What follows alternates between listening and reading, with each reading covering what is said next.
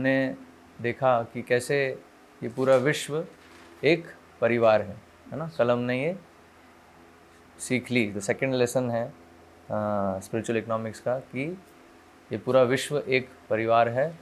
परमपिता कौन है? श्री कृष्ण है, ठीक है, और हम सब उनकी संतान हैं। तो अभी एक इससे फिर एक दूसरा प्रश्न उठता है जो कि आधुनिक जो अर्थशास्त्री हैं, इकोनॉमिस्ट जितने भी हैं, वो इस चीज़ का बहुत प्रचार करते हैं। तो क्या ये सही है? क्या उनका एक प्रोपेगेंडा है, उनका एक प्रचार है, जो कि जिन्होंने भी इकोनॉमिक्स का अगर कुछ भी क्लास अटेंड किया हो कभी 11th-12th में, तो ये पढ़ा होगा, सुना होगा उनसे। क्या? The phenomenon of scarcity of resources. सुना है ना, सबने सुना होगा ये कि रिसोर्सेज जो हैं वो स्केर्स हैं। स्केर्स मतलब कमी है ना, पूर्ण नहीं है, अपूर्ण है ना, पूर्ण मात्रा में नहीं है, प्रचुर मात्रा में नहीं है कुछ भी। जो रिसोर्सेज हैं वो सब स्केर्स हैं, कमी है। तो इसलिए ऐसी स्थिति होगी कि कुछ लोगों को मिलेगा, कुछ लोगों को नहीं मिलेगा, और वो कंपटीशन। और वही बेसिकली तो डिमांड और सप्लाई है ना। तो डिमांड है, सप्लाई है, और उसके अनुसार फिर पूरी इकोनॉमिक्स वहाँ डेवलप होती है। लेकिन अभी जो हमने अभी स्पिरिचुअल इकोनॉमिक्स में जो अपन ने जो सीखा है अभी तक, जो पॉइंट्स अभी हमने सीखे, और ख़ासकर ये वाला जो पॉइंट है कि ये पूरा विश्व एक परिवार है, पृथ्वी जो है माता के समान है, और परमपिता परमेश्वर हैं श्री कृष्ण। तो क्या ये संभव है कि जो रिसोर्सेज हैं वो स्केर्स हों? मतलब इसका मतलब भगवान जो परम पिता हैं, जैसे हम एक परिवार लें, ठीक है, एक परिवार है, और उसमें जो पिता है वो सब मतलब सबसे धनी व्यक्ति है, मतलब इज उसका ऐश्वर्य बहुत आप सोच नहीं सकते, इतना ऐश्वर्य है उसमें, बहुत संपत्ति है, संपन्न है। तो क्या उनको कोई स्केर्सिटी हो सकती है? उस परिवार को नहीं हो सकती ना। तो अभी हमने जो पिछली 2 क्लास में वैल्यू एनालिसिस करी, तो उसमें अपन ने देखा कि जो कृष्ण हैं वो तो सभी ऐश्वर्यों के स्रोत हैं। इनफैक्ट वो डेफिनेशन है भगवान की, जन्माद्यस्य यथा, he is the source of everything. तो जो भी वैल्यूएबल है इस जगत में, उन सब के स्रोत कृष्ण है, इसलिए उसकी वैल्यू है। तो जो जीव है, जीवात्मा है, उसकी वैल्यू है, और जो पदार्थ भी है उसकी भी वैल्यू है, क्योंकि स्रोत कृष्ण है जो कि सबसे वैल्यूएबल है, ठीक है। तो क्या ये संभव है? इसका मतलब कृष्ण से कमी हो गई, कृष्ण से गलती हो गई, इसका मतलब ये कृष्ण कमी कर रहे हैं, मतलब पिता जो है वो बच्चों को नहीं देख रहा है। तो फिर कैसे? तो फिर जो पूरा कंसेप्ट है भगवान का कि भगवान परफेक्ट है, फिर मतलब he is not perfect then, है कि नहीं? लेकिन अब यही चीज़ है, एक्चुअल में परफेक्ट है, भगवान का अरेंजमेंट भी परफेक्ट है। देयर इज़ नो स्केर्सिटी, कोई स्केर्सिटी। ये जो है ये बहुत ही गलत सिद्धांत पढ़ाया जाता है इकोनॉमिक्स की क्लासेस में कि स्केर्सिटी है। एक्चुअल जो वास्तविकता है, जो कि हम स्पिरिचुअल इकोनॉमिक्स में पढ़ रहे हैं, तो आज का लेसन क्या है कि there is no scarcity, there is no economic problem, कोई भी इकोनॉमिक प्रॉब्लम नहीं है। और जो भी प्रॉब्लम है वो क्रिएट की गई है। किसने क्रिएट करी है? वो चोरों ने क्रिएट करी है। जब एक परिवार है, ठीक है, अगर कुछ जो वर्ग है उनमें चोरी की भावना आ जाएगी, मैं दूसरे का भी हड़प लूँ। इसलिए अपन देख रहे हैं ना, कल अपन ने देखा कि तो भगवान परमपिता हैं, तो उन्होंने हर एक अपने संतान को एक एक कोटा दिया, जो उसको आवश्यक है उतना निर्धारित किया उसको। लेकिन दूसरा जो है वो सोचता नहीं ये भी मैं हड़प लूँ। तो जब ऐसी स्थिति होती है, तब एक संतान के पास आर्टिफिशियल स्केर्सिटी क्रिएट हो सकती है ना, जब हड़पने वाली चीज़ जब हो रही है, ठीक है, तो दैट इज तब स्केर्सिटी होती है। तो अन्यथा भगवान का जो अरेंजमेंट है उसमें कोई स्केर्सिटी नहीं, सब प्रचुर मात्रा में, एबंडेंस। भगवान का जो नियम है, भगवान की जो सृष्टि है वो क्या है? एबंडेंस है, प्रचुर मात्रा में हर चीज़ उपलब्ध है, हमारी आवश्यकताएं जो हैं पूर्ण रूप से उपलब्ध हैं। हाँ, अभी जो आर्य सभ्यता है, हम चर्चा कर रहे थे कि आर्यंस की जो सभ्यता है ना, तो उसमें ये वैल्यूज़ हैं, ये जो स्पिरिचुअल इकोनॉमिक्स के वैल्यूज़, वो आर्य जो हैं वो उसको फॉलो करते हैं। तो आर्य समाज में कभी भी ये सोचेंगे नहीं कि जो खाद्य पदार्थ हैं या इवन पानी है, जो जीवन की बेसिक नेसेसिटीज़ हैं, वो कभी बेची जाएं,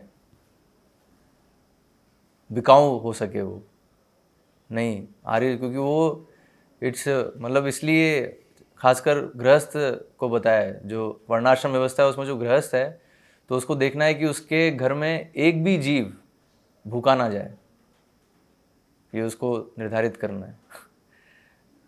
तो क्योंकि जो भी जीव हैं वो भगवान के अंश हैं, ठीक है, तो अभी उसके माध्यम से भगवान उसकी जो आवश्यकता है वो पूर्ति करेंगे। तो उसको समझना चाहिए कि ठीक है, अभी घर में अगर कोई छिपकली है, कुछ भी है, कोई भी जीव है, उसका भी ध्यान रखना चाहिए गृहस्थ को, ये बताया है।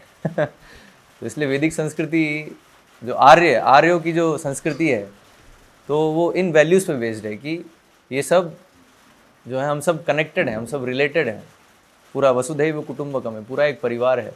ऐसा नहीं है कि बस मेरी पत्नी है और बच्चे बस हो गया, नहीं, पूरा जो विश्व है, और सिर्फ मनुष्य ही नहीं, सारे जीव जंतु, क्योंकि भगवान कह रहे हैं ना, अहम बीज प्रजापिता, सब जीवों का मैं पिता हूँ। तो अभी ये जो चीज़ है ये ईशोपनिषद में जो पहला श्लोक है वो ये चीज़ बता रहा है। तो इसलिए जो आर्य हैं वो तो इस चीज़ को अच्छे समझते हैं कि कोई स्केर्सिटी नहीं हो सकती, हो ही नहीं सकती, संभव ही नहीं है। क्यों? क्योंकि पहला श्लोक है ईशोपनिषद का, क्या है? ओम पूर्णमदः पूर्णमिदं पूर्णात् पूर्णमुदच्यते पूर्णस्य पूर्णमादाय पूर्णमेवावशिष्यते। अभी इसमें कितनी बार पूर्ण शब्द आ रहा है? यू कैन काउंट हैं, कितनी बार आ रहा है पूर्ण शब्द? 1 2 3 4 5 6 7 बार पूर्ण शब्द आ रहा है इस एक श्लोक में। और पूर्ण का मतलब क्या है? कंप्लीट, कोई कमी नहीं है इसमें, ठीक है। तो इधर क्या है, भगवान को इंगित किया है कि भगवान पूर्ण है। तो हम ट्रांसलेशन पढ़ेंगे तो अनुवाद क्या है इसका? भगवान परिपूर्ण है, और चूंकि वह पूरी तरह से पूर्ण है, अतएव उनसे होने वाले सारे उद्भव, जैसे कि यह दृश्य जगत जो कि हम देख रहे हैं, और पूर्ण इकाइयां के रूप में परिपूर्ण है। तो क्योंकि भगवान पूर्ण है तो उनसे जो इकाइयां निकल रही हैं वो भी पूर्ण है। पूर्ण से जो कुछ उत्पन्न होता है वह भी अपने आप में पूर्ण होता है। चूंकि वह संपूर्ण है, अतएव उनसे यद्यपि न जाने कितनी पूर्ण इकाइयां उद्भूत होती हैं तो भी वह पूर्ण रहते हैं। तो इसलिए भगवान से सारे विस्तार हो रहे हैं, तो जितने भी विस्तार हैं वो सब पूर्ण हैं, और भगवान भी पूर्ण है। तो इन्फिनिटी माइनस इन्फिनिटी इन्फिनिटी है ना, कोई कमी नहीं होती, पूर्ण में कोई कमी नहीं हो रही, और जो निकल रही है उनसे इकाइयाँ उसमें भी कोई कमी नहीं है, ठीक है। तो अभी यहाँ इसमें तात्पर्य में श्रील प्रभुपाद बता रहे हैं, कमी अगर कुछ है तो वो क्यों है? वो हमारे अज्ञान के कारण है, क्योंकि हम समझ नहीं रहे हैं कि परमपिता परमेश्वर की क्या व्यवस्था है, प्रकृति जो है किस तरह से कार्य कर रही है, वो हम नहीं समझ रहे हैं। तो इसलिए हमारी जो है समस्याएं, ठीक है।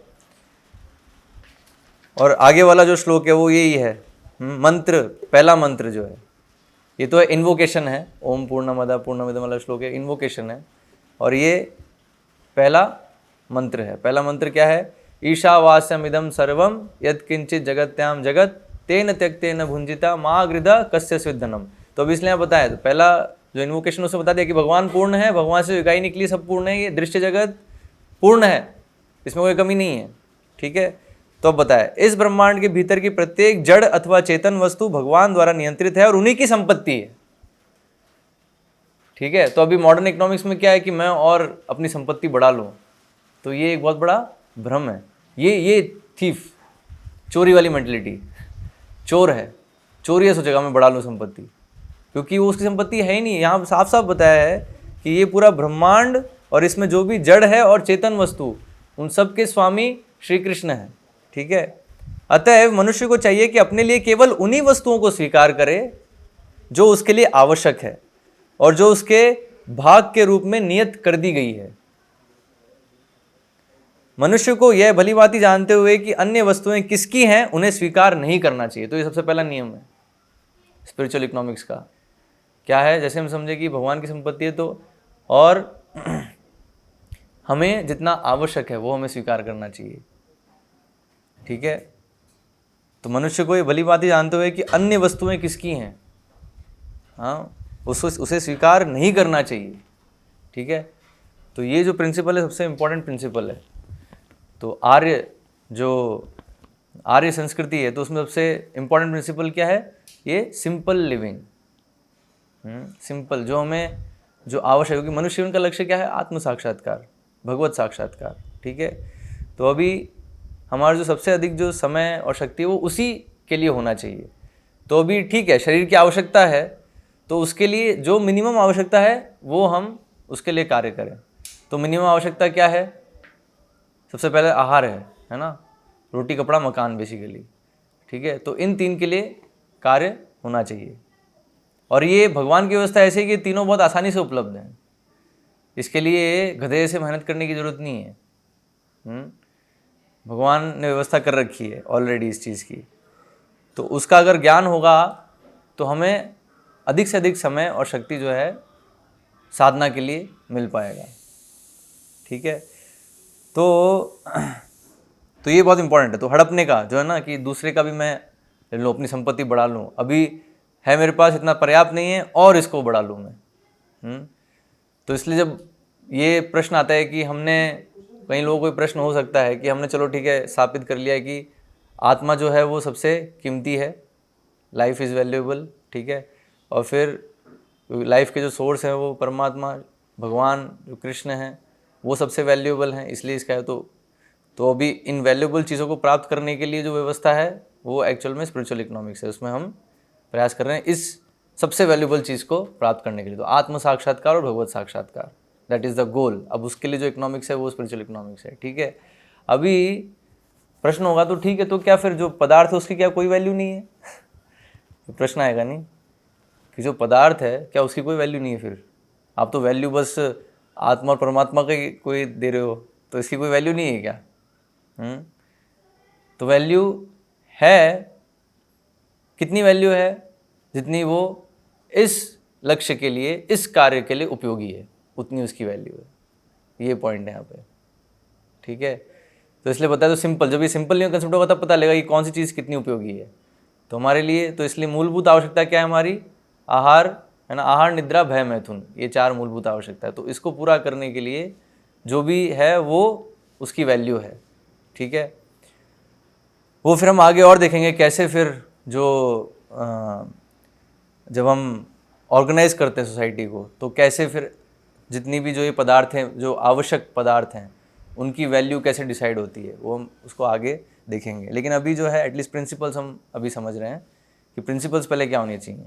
ठीक है, तो ये सबसे इम्पॉर्टेंट प्रिंसिपल है कि हमें दूसरे के उसको हड़पना नहीं चाहिए। अब होता क्या है, जब हम दूसरे की जो भगवान ने दूसरे के लिए निर्धारित किया है, जब उसको हड़पते हैं तो फिर स्केर्सिटी होती है। तो यहाँ प्रभुपाद बता रहे हैं, इन द वैदिक language it is said that the supreme Lord is full and perfect. तो यहाँ हमने देखा कि भगवान पूर्ण है और परफेक्ट है। Therefore whatever he creates it is also perfect and full. तो इसलिए वो जो भी बनाते हैं वो सब परफेक्ट है, फुल है, अपने आप में पूर्ण है। Actually there is no scarcity in this material world. तो प्रभुपाद कह रहे हैं तो एक्चुअल में कोई स्केर्सिटी नहीं है। जो भी इकोनॉमिस्ट जो बोलते हैं कि स्केर्सिटी है, स्केर्सिटी नहीं है एक्चुअली में। वी हैव क्रिएटेड स्केर्सिटी, हमने एक्चुअली स्केर्सिटी क्रिएट करी है बाय आवर मिसमैनेजमेंट। तो मिसमैनेजमेंट जो है, तो थीव्स जो हैं वो इस तरह से अरेंज करते हैं कि अधिक से अधिक चीज़ें उनके पास आएँ और बाकी लोग डिप्राइव्ड हो जाएं। तो ये जो मिसमैनेजमेंट है इसके कारण स्केर्सिटी क्रिएट होती है artificially. Actually the whole planet, the whole earthly planet belongs to the all living entities. तो वास्तविकता में क्या है, क्योंकि ये सारी जो पृथ्वी है वो दरअसल हर एक जीव की को बिलोंग करती है, क्योंकि भगवान इसके स्वामी हैं और सब भगवान के संतान जैसे हैं, तो फिर उनका पूरा अधिकार है इस पृथ्वी पे। ठीक है, so actually the whole world, whole earthly planet belongs to the living entities. तो सब ये लिविंग एंड जितने भी जीवात्मा हैं उनका अधिकार है पृथ्वी पे। जैसे हर एक संतान का अधिकार होता है माँ पे, है कि नहीं? तो भूमि जो है माँ है। So they are meant for them. तो जो पूरी पृथ्वी है वो दरअसल जीवों के लिए, भगवान ने क्यों सृष्टि करी? इन सब जीवों के लिए करी है ना। तो God has created vegetables for the animals. तो भगवान ने जानवरों के लिए भी खाद्य पदार्थ बनाए हैं। And he has created fruits, flowers, grains, and you take milk from the animals. तो भगवान ने अन्न बनाए हैं, है ना, अन्न है, फल है और दूध है। तो ये लो और आप पीसफुली जियो, live peacefully. Whatever Krishna has given, these are the gifts of Krishna. ये भगवान के गिफ्ट हैं हमारे लिए। तो उसको बस उसको स्वीकार करो और पीसफुली जियो। बट लेकिन हम जो हैं, we nonsense rascals, we have created all this distinction. लेकिन हमने जो धूर्त हैं उन लोगों ने ये भेद क्रिएट किया है, डिस्टिंक्शन क्रिएट किया। क्या डिस्टिंक्शन है? कि मैं अमेरिकन हूँ, मैं इंडियन हूँ, मैं चाइनीज़ हूँ, मैं रशियन हूँ, हाँ मैं हिंदू हूँ, मैं क्रिश्चियन हूँ, ये सब वाई? ये एक्चुअली सब अनावश्यक चीज़ें हैं। एक्चुअल रियलिटी क्या है? All of you are God servant dependent on God. The leader is God, just think in that way, the whole thing become perfect. Actual में जो भगवान हैं, हम सब भगवान पे डिपेंडेंट हैं और हम सब उनके सेवक हैं। बस ये चीज़ समझो तो हमारे जीवन परफेक्ट होगा। एवरीथिंग इज देयर परफेक्ट, हर चीज़ है परफेक्टली, कोई कमी नहीं है किसी चीज़ की। The arrangement, nature's arrangement in such that you eat nicely, है ना, आप अच्छे से खाओ, आपकी जो शरीर की आवश्यकता है वो अच्छे से पूरी हो, उसकी सफिशिएंट सप्लाई है। You take, eat nicely and live peacefully and utilize words of God. और क्या है, इस तरह से अपनी जो बेसिक आवश्यकता है उसको पूरा करके शांति में जीवन जीते हुए इसको उपयोग करिए भगवान के शब्दों को समझने के लिए। भगवान जो कह रहे हैं शास्त्रों में उसको समझने के लिए इन सब जो पीसफुल लाइफ है उसका उपयोग करिए।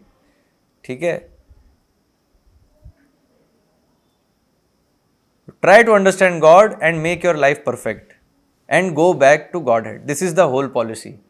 तो ये पूरी पॉलिसी, ये पूरा मिशन है मनुष्य जीवन का, कि ऐसे भगवान ने जो ऑलरेडी दिया है उससे हमारी आवश्यकता है, उसको उपयोग करो, संतुष्ट रहो और भगवान के शब्दों को समझने का प्रयास करो जो भगवान ने शास्त्रों में दिया है। ये आर्य सभ्यता है। अभी फिर प्रभुपाद एक ये बता रहे हैं कि कैसे जो है चोरी होती है। अभी उन्हें कैसे ये लोग करते हैं चोरी, कैसे स्केर्सिटी कैसे क्रिएट होती है। ठीक है, तो ये प्रभुपाद यहाँ बता रहे हैं। तो just like I have already explained, there is enough food. ठीक है, प्रभुपाद कह रहे हैं, मैंने पहले ही बता चुका हूँ कि इनफ है, इनफ फूड है, but I gather more food. लेकिन मैं क्या करता हूँ, मैं और जितना मेरे लिए आवश्यक नहीं है, मतलब आवश्यकता से अधिक मैं और ले लेता हूँ, संग्रह कर लेता हूँ उसका। I stock it to make business. तो मैं उसको अपने संग्रह कर लेता हूँ, क्यों? बिजनेस करने के लिए। कैसे? So that when there is less supply the price will increase.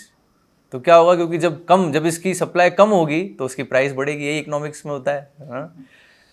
तो पता है उसको, तो जो मॉनेटरी इकोनॉमिक्स है, मनी के बेसिस पे, प्राइस के बेसिस पे, इसलिए हम प्राइस की चर्चा नहीं कर रहे अभी। बोलेंगे अरे कैसे इकोनॉमिक्स का सेशन हो रहा है, इसमें प्राइस की चर्चा ही नहीं हो रही है क्योंकि जो प्राइस है दैट लीड्स टू स्केर्सिटी। जब आप हर चीज़ को है ना प्राइस, जब एक है ना उस नंबर अटैच करने लगते हो तो क्या होता है, then this kind of artificial scarcity is created. तो क्रिएट हो जाती है ऐसी स्केर्सिटी। तो अभी यहाँ बता रहे, तो वो क्या है, मैं सोचता हूँ कि है ना चलो अभी इसको मैं संग्रह करके रख लूँ, ताकि जब इसकी कम सप्लाई होगी तो प्राइस बढ़ेगी, तब मैं इसको बेचूंगा। At that time I shall sell it, उस समय इसको बेचूंगा। This is my process. तो ये मेरा, तो इकोनॉमिक थीव्स जितने भी जो चोर हैं तो उनका ये प्रोसेस है। और ये चलता है प्रोसेस किस नाम से, प्रभुपाद बता रहे हैं, this is going on as economic development. और ये ही है इकोनॉमिक डेवलपमेंट। जो बोलते हैं ना economic development, that is basically how better some class can thief others properties. यही इकोनॉमिक डेवलपमेंट है एक्चुअली, ठीक है। तो यहाँ प्रभुपाद उसको समझा रहे हैं कैसे हो रहा है। जैसे ये है ना, ये चोरी है ना एक तरह की, वो जिस उसको आवश्यकता नहीं है वो संग्रह कर रहा है, क्यों? प्रॉफिट कमाने के उद्देश्य से, कि जब इसकी सप्लाई कम होगी, इसकी प्राइस बढ़ेगी, तब मैं इसको बेचूंगा ताकि मुझे ज़्यादा प्रॉफिट मिल सके। तो एक्चुअल में भगवान के अरेंजमेंट से ग्रेन है, there is grain by God's arrangement, sufficient grain, but I am a man, I have got some influence. लेकिन मैं ऐसा व्यक्ति हूँ, मेरे पास कुछ प्रभुत्व है, कुछ है ना इन्फ्लुएंस है, ठीक है। तो उस इन्फ्लुएंस में क्या करता हूँ, I have got some money, और मेरे पास कुछ बैंक बैलेंस है, मनी है, तो मैं क्या करता हूँ, बैंक में जाता हूँ सर, और बैंक में जाके मैं कहता हूँ sir I want to purchase 100,000 millions of dollars, कि मुझे लोन चाहिए, ठीक है, इतने डॉलर्स, इतने मिलियन या $1,000 का जो है लोन चाहिए, ठीक है। तो अभी उसके पास उतने एसेट्स है, तो फिर उसको लोन सैंक्शन हो गया।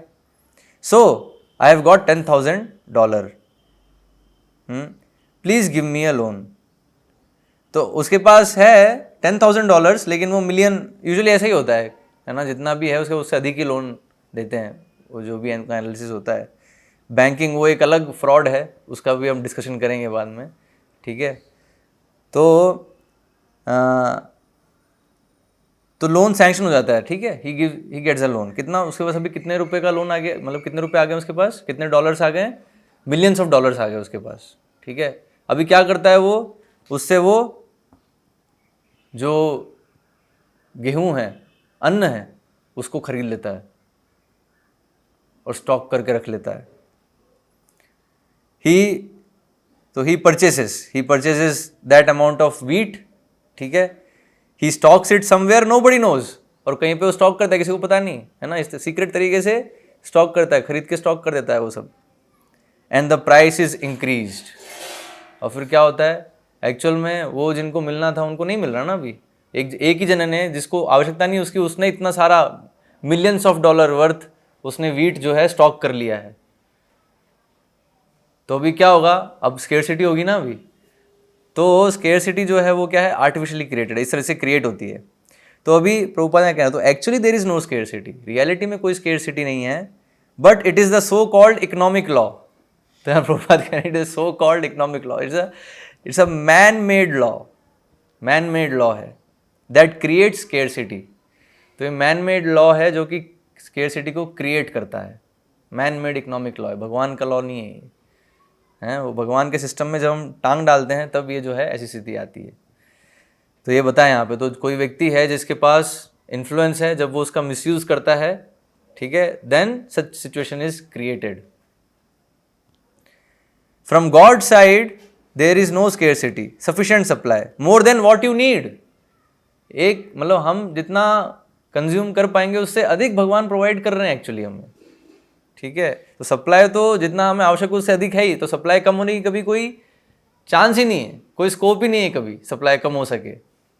ऐसे हम देख रहे हैं सनलाइट कभी कम हो रही है सप्लाई, फ्रेश एयर अभी हो रही है क्योंकि हम टांग अड़ा रहे हैं, है ना। जो फ्रेश एयर जो भगवान सप्लाई कर रहे हैं विदाउट एनी कोई बिना लिमिट के, है ना। हम कितना एयर कंज्यूम कर पाएंगे, लेकिन फिर भी देखिए एयर इज देयर, जैसे सनलाइट है, फ्रेश एयर है, वाटर है ना। तो इट्स एबंडेंस। ऐसे ही अन्न भी एबंडेंस में है, लेकिन जो ऐसे जो लोग हैं उनके कारण, जो ऐसे चोर हैं, चोरों के कारण स्केर्सिटी क्रिएट कर, आर्टिफिशियली इट इज क्रिएटेड। तो एक्चुअल में सफिशिएंट सप्लाई है। But how this man can be checked from this evil propensity. तो प्रभुपाद है, लेकिन ये जो व्यक्ति है, इसकी ये जो धूर्त जो क्रिया है उसको कौन चेक करेगा। To gather money and stock unnecessarily. तो जो इविल प्रोपेंसिटी है कि जैसे प्रॉफिट कमाना और उसके लिए चीज़ों को स्टॉक करना, तो इससे कौन बचाएगा, इससे कौन चेक करेगा उसको। कोई चेक करने वाला नहीं, तो इसलिए वो कर रहा है। हालांकि उसको दंड मिलेगा, उसका कार्मिक रिएक्शन मिलेगा बहुत सीवियर, हाँ, बट स्टिल जो दोज हु आर लीडर्स, है ना, तो उनको ध्यान रखना चाहिए कि ऐसी स्थिति नहीं हो। लेकिन जब लीडर्स ही जब वही यहाँ बात हो रही है ना, उसको इन्फ्लुएंस है, वही ऐसा कर रहा है। अर्थात ये भी ऐसी स्थिति हो गई कि परिवार है लेकिन अभी जो जो बड़ा भाई है वही करप्ट हो गया है। उसने भी डिसाइड कर लिया है कि अभी जो जितने भी जो कमज़ोर हैं उनका मेरे को हड़प लेना है। जो उन पिता ने उनके लिए असाइन किया, उनके लिए निर्धारित किया जो संपत्ति, वो भी मुझे हड़प लेनी है। तो जब ऐसी स्थिति होती है देन स्केर्सिटी इज क्रिएटेड। ठीक है। फिर यहाँ प्रभुपाद एक और उदाहरण दे रहे हैं अपने जीवन में। उनके 1942 में फेमाइन आया था एक, 1942 में देयर वाज अ फेमाइन, है ना। तो और यहाँ बता रहे हैं ना, in India in 1942 they created artificial famine by this process. तो ये जो प्रोसेस अभी प्रभुपाद ने समझाया है, इसी प्रोसेस से 1942 में जो एक आर्टिफिशियल फेमाइन इस तरह से क्रिएट किया था। तो क्या कहता है, big man they collected rice. तो ऐसे जितने भी जो बड़े लोग थे उन्होंने सब क्या किया, उन्होंने ऐसे राइस को स्टॉक कर लिया। तो उस समय rice was selling at 6 rupees per mound. तो जो राइस था वो कितने, 6 रुपीज़ पर माउंड। तो एक माउंड कितना है, 37 kg, अराउंड 30 अप्रॉक्सीमेटली 37 kg एक माउंड होता है। तो मतलब इतना जो है 37 kg राइस मिल रहा था 6 रुपये में उस समय। ठीक है। लेकिन जब ये स्टॉक करने लगे तो क्या हुआ, all of a sudden within a week, एक हफ्ते के अंदर क्या हुआ, it came to 50 rupees per maund. मतलब 6 रुपये पर माउंड से, मतलब 37 किलो 6 रुपये मिल रहा था, वही 37 किलो कितने में, 50 रुपये में मिलने लगा। तो 6 रुपये से 50 रुपये, कितना टाइम्स बढ़ गया, हाँ 8 टाइम्स। Can you imagine. तो ये होता है इन्फ्लेशन, इसे कहते हैं हम इन्फ्लेशन, है ना। तो ये जो है आर्टिफिशियल एक्चुअली क्रिएटेड है। इन्फ्लेशन डिफ्लेशन जो भी इकोनॉमिक में जो डिस्कस करते हैं ना, वो एक्चुअली आर्टिफिशियली क्रिएटेड है वो जो इकोनॉमिक थीव्स हैं दे क्रिएट दिस बेसिकली। सो तो प्रभुपाद यहाँ बता रहे हैं तो किस तरह से, तो ये I have seen it, Prabhupada कह रहे हैं I have seen this, I seen this. No rice was available in the market. तो चावल था ही नहीं मार्केट में, कोई अवेलेबिलिटी नहीं थी। पीपल वर हंग्री, और लोग जो है भूख से मर रहे थे।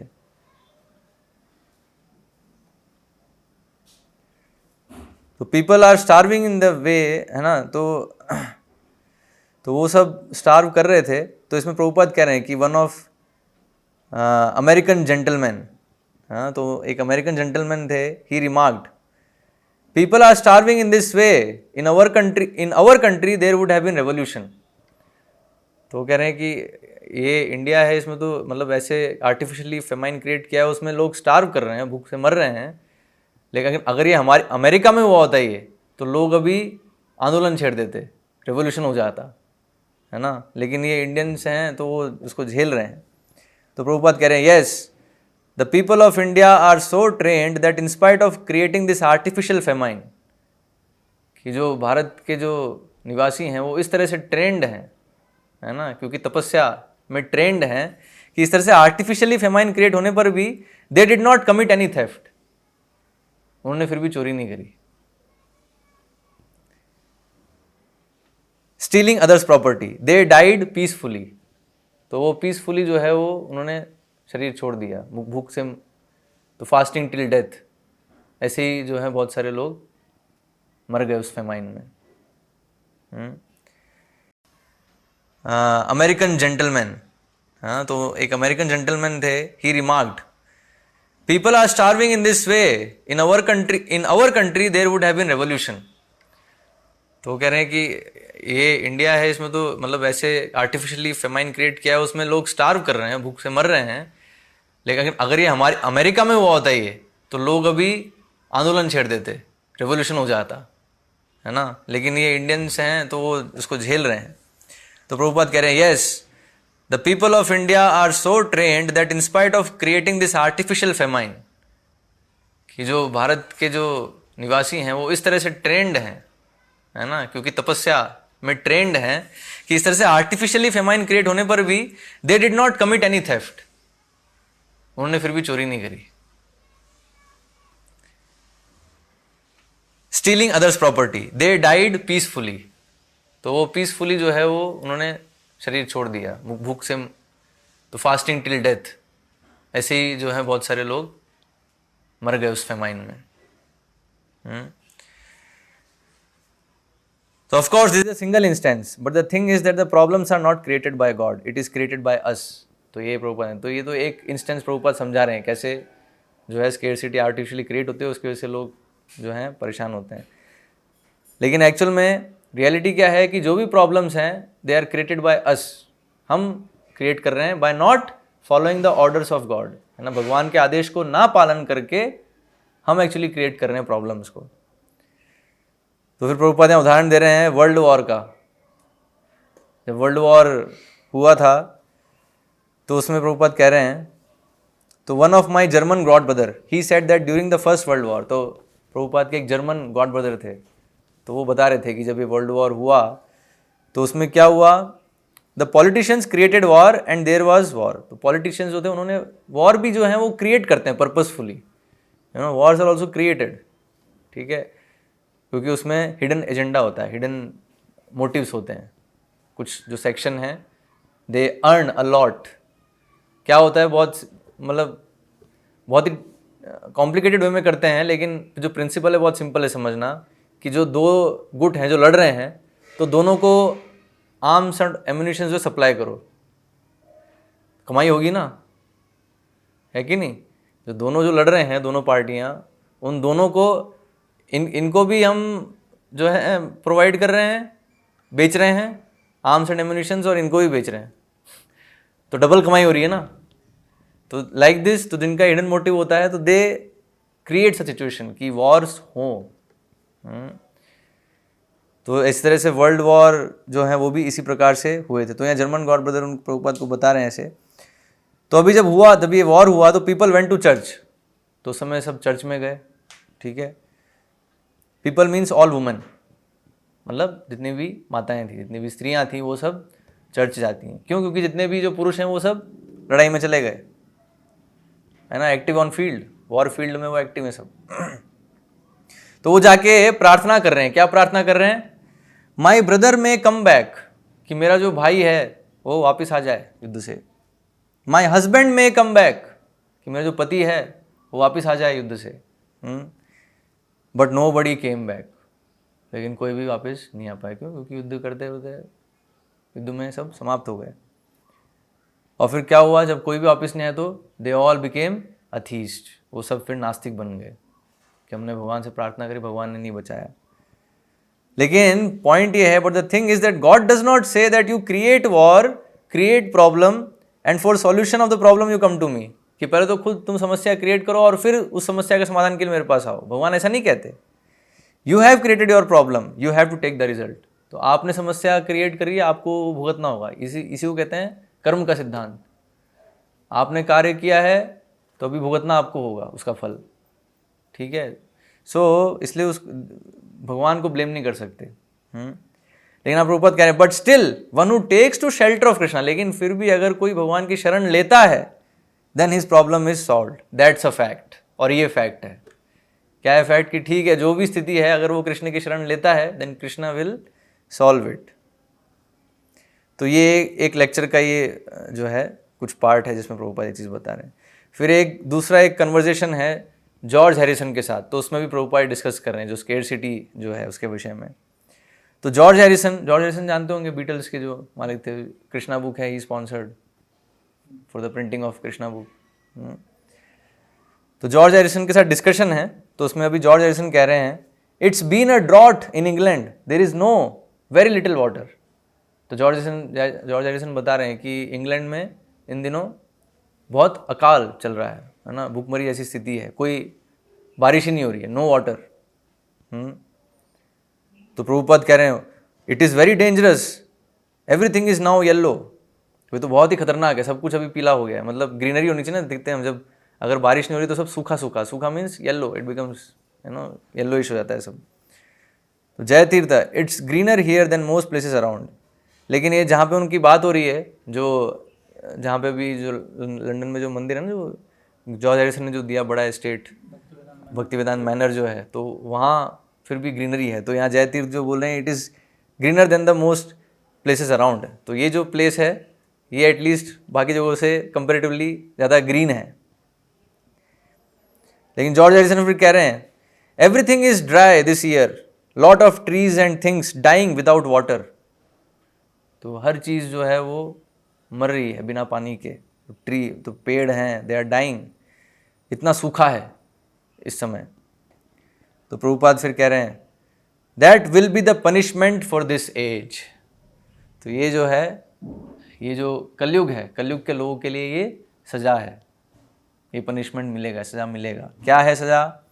It is stated in the Srimad Bhagavatam. ये श्रीमद् भागवतम में ये बताया है। क्या है? There will be scarcity of rain. क्या होगा? जो वर्षा है, वर्षा की कमी होगी। तो अभी यहाँ वही जॉर्ज हैरिसन कह रहे हैं ना कि वर्षा हुई नहीं इस साल, सब सूखा सूखा है।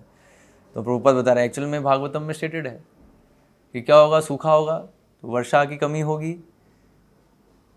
देन क्योंकि वर्षा की कमी होगी तो नेचुरली अन्न की कमी होगी, क्योंकि अन्न जो है वो खेती से आएगा नहीं, और खेती के लिए पानी चाहिए। पानी कैसे आएगा? वर्षा से आएगा।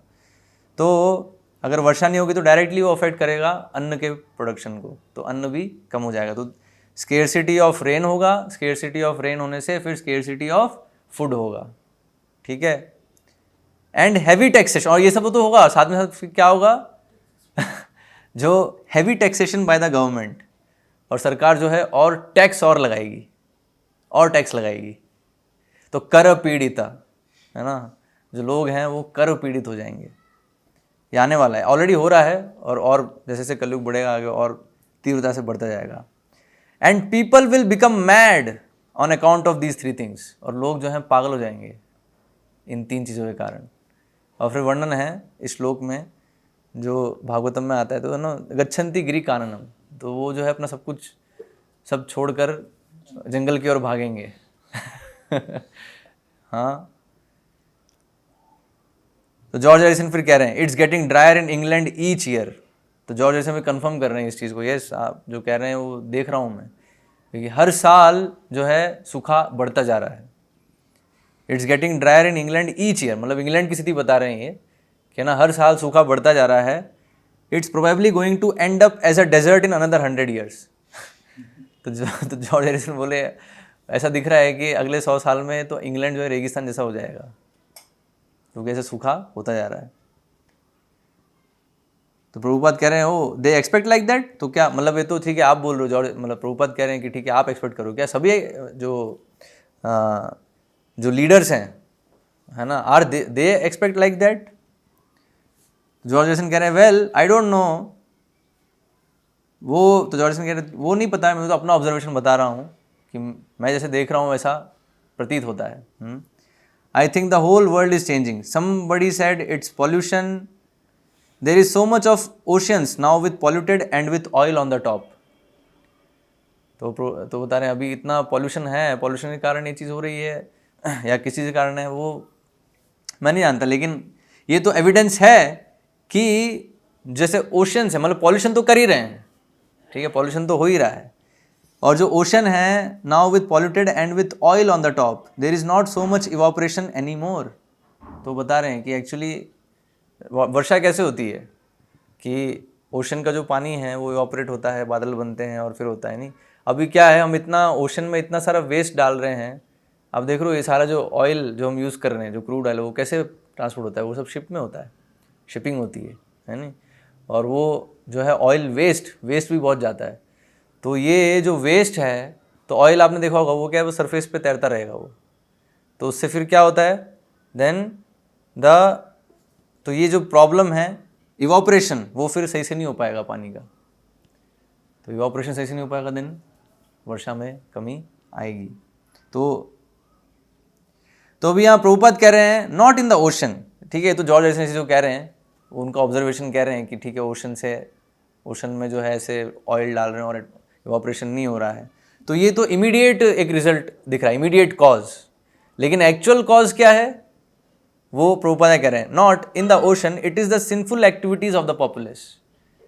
जो लोगों की जो सिंफुल एक्टिविटीज़ हैं, जो पाप में जो कार्य हैं, वो एक्चुअल कारण है इसका। That is the real problem.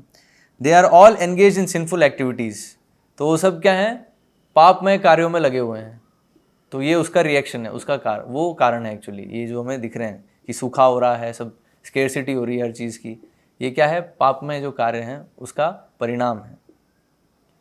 और उसमें भी सबसे स्पेशली यहाँ प्रभुपाद कह रहे हैं, specially this innocent animal killing, these are all the reactions of that. तो ये जो भी रिएक्शन दिख रहे हैं वो दरअसल जो भी स्केर्सिटी हो रही है स्पेशली सिंफुल एक्टिविटीज़ की वजह से हो रही है। और उसमें भी जो स्पेशल जो सिंफुल एक्टिविटी है वो क्या है? किलिंग दीज पुअर एनिमल्स, जो जो जो निर्दोष जो जीव हैं उनकी हत्या कर रहे हैं। अब जैसे गाय है, गाय क्या किसी का कुछ अहित नहीं करती, इनफैक्ट जो हम खा रहे हैं, जो हमारा जो वेस्ट है वो लेके संतुष्ट रहेगी। और घास है, घास को चरते she will not disturb anybody, लेकिन उसको जो है उसको ऐसे हत्या करी जा रही है। उसकी हत्या पे आधारित है भी ये आधुनिक इकोनॉमिक सिस्टम। जो आधुनिक इकोनॉमिक्स है, मॉडर्न इकोनॉमिक सिस्टम जो है, इकोनॉमिक्स ऑफ द थीव्स, जो चोरों की जो पूरी अर्थव्यवस्था है वो क्या है? गौ हत्या पे बेस्ड है एक्चुअली। गौ हत्या पे, और जो गाय माता के समान है और बैल है ना, इनकी हत्या पे बेस्ड है ये आधुनिक इकोनॉमिक सिस्टम। तो इसलिए इसमें क्या होगा? There will be reaction. तो इसलिए वो फिर उसके रिएक्शंस आएंगे बहुत ही। तो क्या है इमीडिएट रिएक्शन? कि जो हमारी जो आवश्यकता है उसमें स्केर्सिटी होने लगेगी, उसमें कमी आएगी। और फिर उस कमी से फिर क्या होता है? फिर प्रभुपाद आगे बता रहे हैं, ये भागवतम का तात्पर्य है, चौथे स्कंद के 18वें अध्याय का 7वां श्लोक है, उसका तात्पर्य है ये। उसमें प्रभुपाद ये चीज़ बता रहे हैं क्या होता है जब ये सिंफुल एक्टिविटीज़ होती हैं, तो उसका फिर परिणाम फिर क्या होता है, हम सोच नहीं सकते वो परिणाम होता है, जो कि हम थोड़ा बहुत ऑलरेडी देख रहे हैं। लेकिन जैसे जैसे कलयुग बढ़ेगा तो ये चीज़ें दिखने लगेंगी और मात्रा में। A huge arrangement exists for the production of large scale industries and agricultural products। ठीक है, ये हम देख रहे हैं अभी कि बहुत बड़ा एस्टेब्लिशमेंट है, बहुत बड़ा लार्ज स्केल प्रोडक्शन हो रहा है, एग्रीकल्चर प्रोडक्ट्स हैं, सब हैं, but all this products are meant for sense gratification. लेकिन ये सब क्या है? इंद्रिय भोग के लिए, जो अनार्य को जो लक्ष्य होता है ना, उस लक्ष्य के लिए ये। Therefore, despite such productive capacities, there is scarcity। तो इतना प्रोडक्शन होने पर भी स्केर्सिटी है भाई, क्यों स्केर्सिटी है? कारण क्या है? Because the world's population is full of thieves. क्योंकि जो पूरी जो विश्व की जो जनता है वो क्या है? पूरी चोरों से भरी हुई है। तो चोर जो हैं वो स्केर्सिटी ऐसी क्रिएट करते हैं। तो प्रोडक्शन तो है, लेकिन फिर स्केर्सिटी कैसे? क्योंकि होर्डिंग है ना, ये स्टॉक करना और उसको बेचना, जो मेंटलिटी है, जो प्रॉफिट वाली जो मेंटलिटी है, that is creating this kind of situation. तो ये जो चोर हैं वो ये स्केर्सिटी क्रिएट कर रहे हैं। अभी यहाँ प्रभुपाद बहुत ही इंपॉर्टेंट चीज़ बता रहे हैं, इसको बहुत अच्छे से समझना है। हाँ, मतलब इसको तो बिल्कुल पत्थर की लकीर जैसे लिख लेना है इसको हमें। क्या है? अकॉर्डिंग टू वैदिक अंडरस्टैंडिंग। तो वैदिक अंडरस्टैंडिंग मतलब जो आर्य हैं, आर्यों के अनुसार क्या है? Man are transformed into thieves when they plan economic development for sense gratification. तो जब भी इकोनॉमिक डेवलपमेंट की बात होती है तो दैट इज इंडिकेशन कि ये चोरी करने का प्रयास है। Economic development for sense gratification, ठीक है, इंद्रिय भोग के लिए मैं इकोनॉमिक डेवलपमेंट की बात कर रहा हूँ, तो इमीडिएटली समझ जाओ ये एक चोर का प्रस्ताव है ना, जो one wants to exploit, one wants to thief, ये स्टील, जो प्रॉपर्टी जो दूसरे की उसको स्टील करना, उसको वो हड़पना चाहता है, वही ये इकोनॉमिक डेवलपमेंट की बात करते हैं। Okay, so it is also explain in Bhagavad Gita that if one eats food grains without offering them to supreme personality of godhead yajna, he is a thief and liable to be punished. तो यहाँ पर बता रहे हैं कि अब बोलेंगे अरे ऐसे कैसे बोल सकते हो, लेकिन यही चीज़ है ना, अगर भगवान को अर्पण करे बिना हम चीज़ों का इस्तेमाल कर रहे हैं अपने इंद्रिय भोग के लिए, तो वो चोर है। तो जो भी यज्ञ नहीं कर रहा है, he is a thief immediately. स्तेन एव सह, भगवद गीता में भगवान बता रहे हैं, स्तेन एव सह। हाँ, जो भी बिना यज्ञ करे चीज़ों को ले रहा है अपने भोग के लिए, तो immediately he becomes a thief. तो इसलिए जब इकोनॉमिक डेवलपमेंट की बात होती है तो समझ जाना है कि वो सारे जो चोर हैं, जो यज्ञ नहीं कर रहे हैं, वो सब मिलके जो है इकोनॉमिक डेवलपमेंट की बात करते हैं, सब जो है संपत्ति हड़पने के लिए। So and liable to be punished, तो क्या होगा, then he will be punished, उसको फिर पनिशमेंट मिलेगा, ठीक है। So according to spiritual communism all properties on surface of the globe belong to supreme personality of Godhead. तो इसे ये जो स्पिरिचुअल कम्युनिज्म है ना, तो स्पिरिचुअल कम्युनिज्म क्या है कि सारी जो संपत्ति है वो भगवान की है। The population has a right to use goods only after offering them to supreme personality of Godhead. तो हमारा अधिकार है उसका इस्तेमाल करने का, जितनी हमारी आवश्यकता है उतना इस्तेमाल करें, कब, उनको भगवान को अर्पण करने के बाद। यज्ञ, तो यज्ञ शिष्ट, जो यज्ञ शिष्ट है उसी का हम उपयोग कर सकते हैं। तो ये अधिकार है हमारे पास, बिना उसके नहीं कर सकते। अगर बिना उसके करेंगे so then immediately becomes a thief. So this is the process of accepting prasad. तो ये प्रोसेस है प्रसाद लेने का, है ना। तो unless one Yeats Prasad he certainly a thief. तो अगर जो कोई व्यक्ति जो प्रसाद नहीं ले रहा है, प्रसाद के अतिरिक्त कुछ भी ले रहा है, तो इमीडिएटली वो चोर है, he is a thief, he certainly a thief, तो ज़रूर वो चोर ही है। तो it is the duty of governors and kings to punish such thieves. जो राजर्षि है तो वो तो क्या है, उसका कार्य है हाँ कि ऐसे जो चोर हैं उनको सजा देना, दंड देना। लेकिन अभी समस्या क्या आती है कि वो भी जो है ऐसे चोर के साथ मिल जाता है या इन चोरों के कंट्रोल में आ जाता है, तो फिर जो स्थिति है और भी भयानक स्थिति हो जाती है, जो कि अभी हम देख रहे हैं। तो if this is not done grains will no longer be produced. तो अगर इन ऐसे चोरों को अगर पनिश नहीं किया, सजा नहीं दी, तो ये लोग अपनी गतिविधि ऐसे बढ़ाते जाएंगे और जो विश्व है वो सही से मेंटेन नहीं हो पाएगा। तो सही से मेंटेन हो सके इसलिए जो राजर्षि है उसको चाहिए कि वो तुरंत ऐसे जो चोर हैं उनको दंड दे। If this is not done then grains will no longer be produced and people will simply starve. तो अगर ये चीज़ नहीं होगी तो क्या होगा, तो अन्न का प्रोडक्शन नहीं होगा और फिर जो लोग हैं वो भूखमरी से मरेंगे। People will starve. जैसे जो फेमाइन की बात करें 1942 में जो फेमाइन बता रहे हैं प्रभुपाद, उसमें कैसे मरे लोग, तो वैसे लोग मरेंगे। और ये तो ठीक है, प्रभुपाद अपने जीवन का जीवंत उदाहरण दे रहे हैं, प्रभुपाद ने साक्षात देखा है इस चीज़ को अपने आंखों से। लेकिन ये जो सिचुएशन है 1942 की बात है और अभी हम आज हैं 2020 में।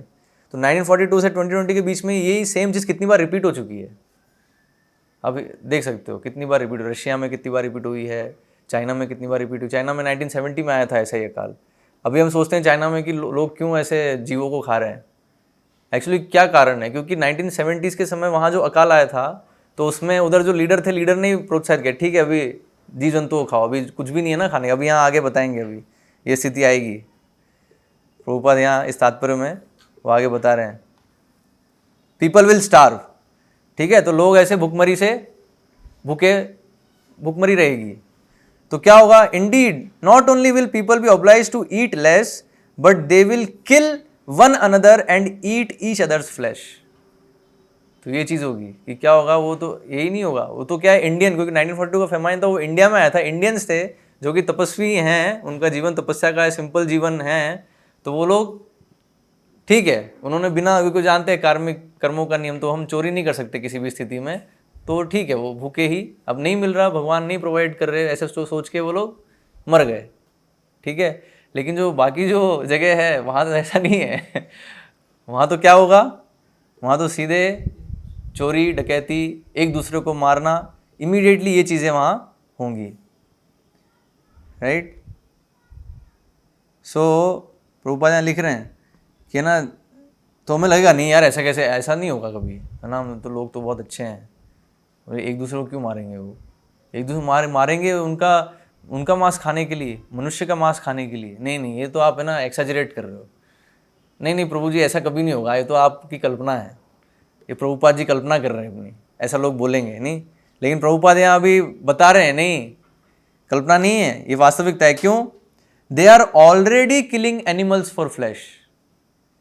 ठीक है, जानवरों को ऑलरेडी मार रहे हैं मांस खाने के लिए। So when there will be no longer any grains, जब ग्रेन्स नहीं होंगे, वेजिटेबल्स नहीं होंगे, फ्रूट्स नहीं होंगे, तो क्या होगा, एक्चुअली ये चीज़ें चाहिए इवन जानवर के लिए भी, एनिमल्स को भी ये चीज़ चाहिए, ठीक है। अभी आप एक तरफ ये प्रोड्यूस नहीं कर रहे हो और सिर्फ एनिमल फ्लैश खा रहे हो, तो देन व्हाट हैपन्स, जब एनिमल्स नहीं रहेंगे तब क्या करोगे, जब जानवर नहीं रहेंगे तो क्या करोगे फिर, तो एक दूसरे को खाना स्टार्ट करेंगे।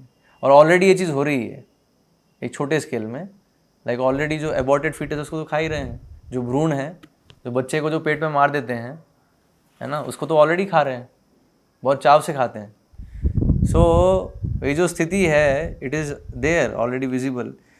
तो इसलिए वो अपने सस्टेनेंस के लिए क्या है, यहाँ प्रभुपाद लिख रहे हैं, they will kill their own sons and fathers and eat their flesh for sustenance. ये स्थिति आएगी, वो खुद ही अपने जो हैं, मतलब यहाँ तो पड़ोसी उसकी बात नहीं हो रही है, इवन परिवार के लोगों को खा जाएंगे वो, ऐसी स्थिति होगी। और ये ऑलरेडी है, हमारे मधुवत प्रभु बता रहे थे नहीं कि वो जब थे पोलैंड में, तो उस समय ये आया था न्यूज़ में कि एक माता पिता उन्होंने अपने ही बच्चे को माइक्रोवेव ओवन में कुक कर दिया जिंदा, और कुक करके उसको खा लिया। अब बोलोगे अरे नहीं प्रभु जी ऐसा कैसे हो सकता है, लेकिन हुआ ही,